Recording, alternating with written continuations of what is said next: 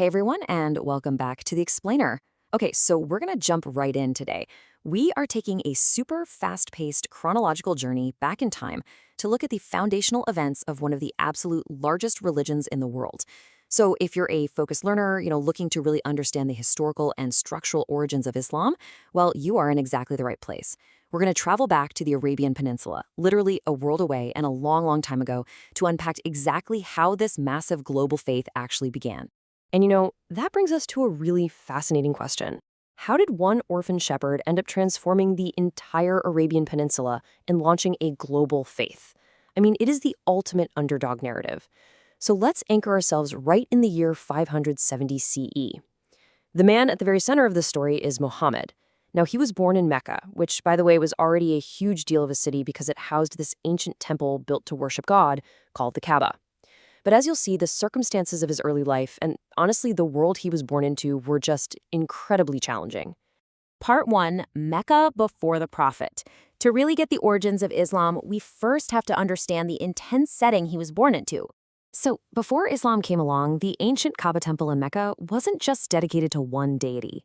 It was actually completely filled, like literally overflowing, with exactly 360 different idols.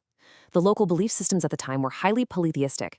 But according to the historical narrative, all these idols didn't really do anything to actually help the regular folks living in the city. See, Mecca back in the day was kind of like the Wild West. It was a lawless, really dangerous place. Literally, the only way to survive and stay safe was to have backup. And by backup, I mean you needed a lot of rich, powerful family members to protect you. The city was just ruthlessly ruled by these powerful families who basically did whatever they wanted. Yet even as a young man, Muhammad stood in total contrast to all of this. He deeply believed in fairness, and he believed in just one unseen God, which was actually very similar to the beliefs of the Jewish and Christian communities at the time. Muhammad called this one unseen deity Allah, which simply translates to the God in Arabic. Now, his early life was tough. I mean, really tough. His father died before he was even born, and his mother passed away when he was only 6 years old. But despite being orphaned and starting out as just a poor shepherd, he grew up to become a highly respected, completely honest businessman. He eventually married a wealthy widow named Hadija, who was just incredibly impressed by his skills and his integrity. And through all of those ups and downs, he kept up his strict devotion to this singular deity, Allah. All right, moving on to part 2, the first Quranic revelation. So every single year during the month of Ramadan, Mecca threw this massive festival with sacrifices to those 360 idols we talked about. Well, Muhammad absolutely hated this. To escape all the chaos, he'd usually retreat to a quiet cave on top of a nearby mountain. And one night, while he was up there praying to Allah, the narrative tells us that the angel Jibril, or Gabriel, appeared right in front of him. The angel commanded him to read, but Muhammad couldn't read. There were no schools for him growing up. The angel actually insisted 3 times, physically grabbing him until miraculously, Muhammad just knew the words by heart. He recited, "Read in the name of your Lord who created man from a drop of blood." God was literally speaking to him, exactly like he had to the prophets in the older Jewish and Christian traditions. And these messages from Allah, they didn't just stop. They continued for the rest of Muhammad's entire life. Allah would give him the words, and the prophet would recite them out loud. Because Muhammad recited these messages verbally, they were carefully written down by his friends and followers. Years later, all of those writings were collected to form the Muslim holy book.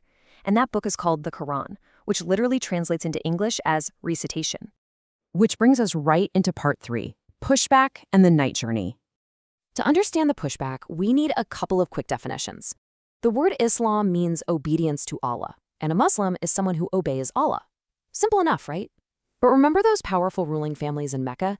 Yeah, they liked things exactly the way they were. They absolutely, violently rejected the idea of people obeying anyone other than themselves. So, because of this, the early Muslims were given a seriously terrible time. We're talking heavy persecution, torture, and even death. Some actually managed to escape over to Abyssinia, which is modern-day Ethiopia, but a lot of them were stuck right there in Mecca, facing just brutal hardship. During this incredibly dark period, a time where Muhammad also suffered the heartbreaking loss of both his wife and his protective uncle, he experienced what is famously known as the night journey. The narrative describes the angel Jibril coming back and sitting Muhammad on a winged horse named Al-Buraq. He's flown all the way from Mecca to Jerusalem to pray with past prophets, then taken way up into the heavens and paradise, where Allah instructs him to pray 5 times a day. After that, he's flown back to Jerusalem and finally back home to Mecca. It is a profoundly, deeply layered narrative, and Muslims today still respectfully debate whether this was an actual physical, bodily journey or just a really powerful spiritual vision. But either way, it gave Muhammad the exact strength he needed for the crazy trials that were coming up. All right, part 4, the Hijra to Medina. This massive escape is known as the Hijra, which simply translates to migration. Folks over in the city of Yathrib had heard all about Muhammad's message, and they actually invited him and his followers to come live with them. So slowly, just a few at a time, the Muslims left Mecca and made this highly dangerous journey across the desert. But Muhammad and his really close friend Abu Bakr, they bravely stayed behind in Mecca until everyone else had gotten away safely. They were making plans for their own high-stakes escape. And, the stakes were incredibly hot. The ruling family suddenly realized their control was totally slipping, and they wanted to assassinate Muhammad while they still had the chance. They sent 7 sons, one from each of the powerful families, in the dead of night to stab the prophet while he slept. But Muhammad was already one step ahead. When those assassins burst into his house, he was totally gone. So the families immediately sent out highly skilled trackers to hunt them down in the desert, which leaves us wondering, how on earth did Muhammad and Abu Bakr actually escape? Well, the trackers were gaining on them fast, so Muhammad and Abu Bakr ducked inside a cave to hide. And when the trackers finally arrived at that cave, they were completely fooled. Why? Because right across the mouth of the cave, they saw an unbroken spider's web and a nesting bird just sitting there entirely undisturbed at the entrance. The trackers logically thought, hey, no one could have possibly gone inside without wrecking that web or scaring off the bird, right? So they just left. Protected by a miraculous spiderweb and a little bird, the 2 men safely made it to Yathrib, which was very soon renamed Medina, the city of the Prophet. Part 5, 3 battles for survival. This really intense period was defined by 3 massive, distinct clashes. First up was the Battle of Badr. Now, the Muslims were massive underdogs here. Just 33 men miraculously defeated an army of 1,000 Meccan soldiers. Next was the Battle of Uhud, which was actually a devastating loss. Some of the men directly disobeyed Muhammad's orders and abandoned their posts to go raid the Meccan camp, which led to them getting completely outmaneuvered. And finally, the Battle of the Trench. Knowing Medina was already protected by mountains on 3 sides, the Muslims dug a huge, deep trench on the one open side. The Meccans camped outside of it, but terrible weather. We're talking pouring rain and howling, freezing winds totally destroyed their camp and eventually forced them to just give up and retreat. Which brings us to part 6, the peaceful return to Mecca. So following that really embarrassing defeat at the trench, local tribes just started flocking to join the Muslims. A peace treaty was signed at a place called Hudaybiyah, but the Meccans broke it pretty soon after. So Muhammad decided enough was absolutely enough. But this time, he was not an underdog. He marched right across the desert to Mecca with an overwhelming force of over 10,000 men. The ruling families realized their mistake, but way too late. Expecting to be completely wiped out, the Meccans surrendered. But in a stunning, totally unexpected move, Muhammad declared there would be no fighting and absolutely no bloodshed. Instead, he rode straight over to the Kaaba, circled it 7 times anti-clockwise, and decisively smashed all 360 of those idols, rededicating that ancient temple strictly to Allah. And that actually brings us to our final kind of provocative question for this explainer. It's something you might have already noticed as we've been going through this historical journey today.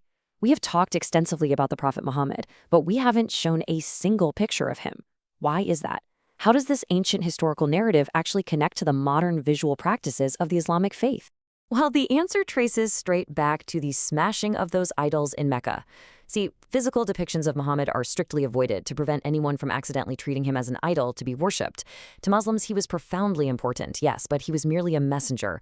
The entire focus of the faith is the worship of one unseen God, Allah, who is considered fundamentally impossible to draw anyway.